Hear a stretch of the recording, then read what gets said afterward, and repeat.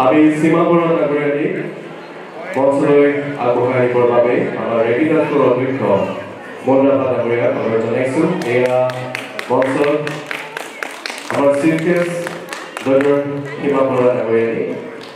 আমি তেখেতক আন্তৰিক ধন্যবাদ জ্ঞাপন কৰিছোঁ ফৰ গ্লৰিয়াছ প্ৰেজেন্ট। আমি তেখেতক এখনি ফুলাম গামোচা, এটি ফুলাম জাপিৰ লগতে এখনি মানপত্ৰ এয়া সম্বৰ্ধনা জ্ঞাপন কৰিছে আমাৰ অতিথিসকলে। তেখেতৰ কাৰণে ডাঙৰকৈ হাত জোৰ হ'ব লাগে।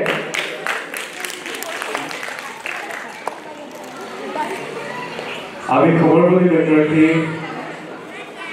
তেখেতৰ মঞ্চলৈ আগতে জনালোঁ। আমি তেখেতৰ বিষয়ে যিমানেই কওঁ খুব কম হয়, গতিকে আমি আমাৰ অনুষ্ঠানটোত আপোনাৰ আমাৰ অনুষ্ঠানটোত পাই সঁচাকৈ আমি গৌৰৱান্বিত। Thank you so' much for being with আছ।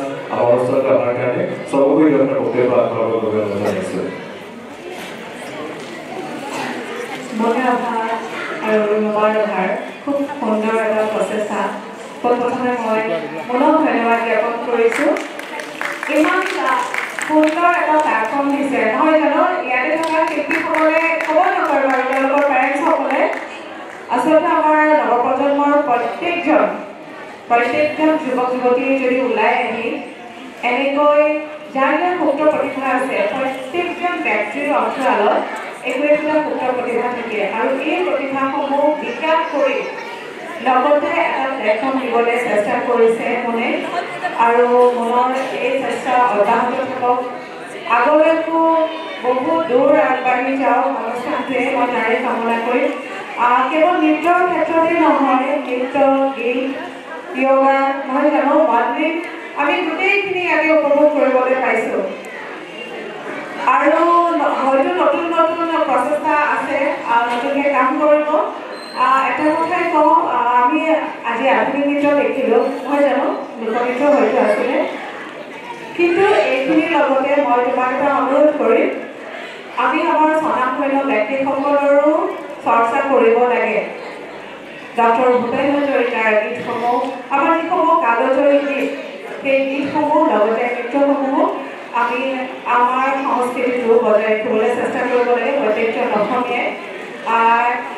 ইয়াতে ইমান সুন্দৰকৈ তোমালোকে পাৰফৰ্মেঞ্চ কৰিলে কেনেকুৱা লাগিলে বাৰু? প্ৰাইজ পাই কেনেকুৱা লাগে তোমালোকৰ? ভাল লাগিলে নাই? গতিকে জীৱনটো খুব মনোৰম, সকলোৱে এনেকৈ হাঁহি থাকক। জীৱনৰ বিষয়ে অকল কৰিলোঁ নেকি? ভাল লাগিব তোমাৰো?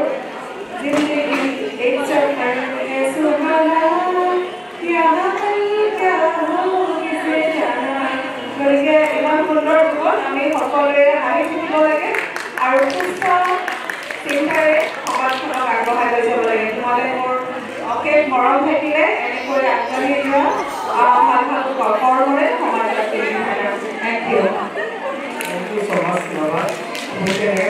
সাপোৰ্ট কৰে যায়, খুবই ভালো লাগে।